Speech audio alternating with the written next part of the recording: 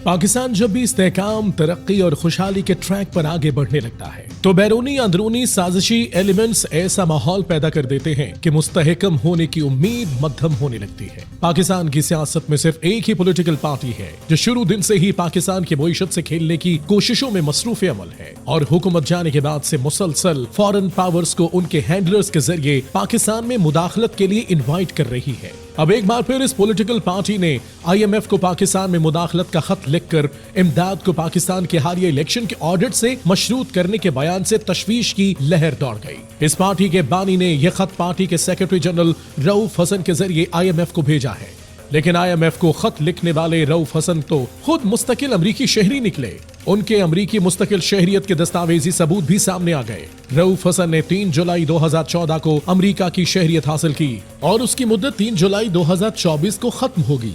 एक सियासी जमात के इंतजामी तौर पर सबसे अहम ओहदे पर एक मुस्तकिल अमरीकी शहरी का होना ही अपनी जगह एक बड़ा सवाल है। फिर इस मुस्तकिल अमरीकी शहरी का IMF को यह खत लिखना कि मुआशी मुश्किलात से दो चार पाकिस्तान को कर्ज देने से गुरेज किया जाए, इससे उनकी वतन से नाम निहाद वफादारी पर सवालिया निशान लग जाता है। ये पहला मौका नहीं जब इस पॉलिटिकल पार्टी ने IMF मुआहिदे को सबूताज करने की कोशिश की है। अगस्त 2022 में भी इसी पार्टी के फॉर्मर फाइनेंस मिनिस्टर शौकत तरीन की ऑडियो लीक हुई थी। वो IMF के मुआहिदे को मुकम्मल नहीं कर सकते। इसी तरह अपने 2014 के धरने के दौरान भी सिविल नाफरमानी की कॉल दी थी और यूटिलिटी बिल्स जलाते हुए लोगों से कहा था कि वो अपने बिल अदा न करें और बैरून मुल्क मुकीम पाकिस्तानी अपनी रकूम बैंकिंग चैनल की बजाय हुंडी से भेजें, लेकिन मुहिब्बे वतन पाकिस्तानियों ने उनकी अपील को मुस्तरद कर दिया था। हैरत है कि खुद को मुहिब्बे वतन कहने वाले सियासी लीडर्स को ये बात नहीं समझ आती कि अगर पाकिस्तान मुआशी लिहाज से कमजोर होगा तो उसका नुकसान किसी सियासी जमात को नहीं बल्कि पाकिस्तानी अवाम को उठाना पड़ेगा।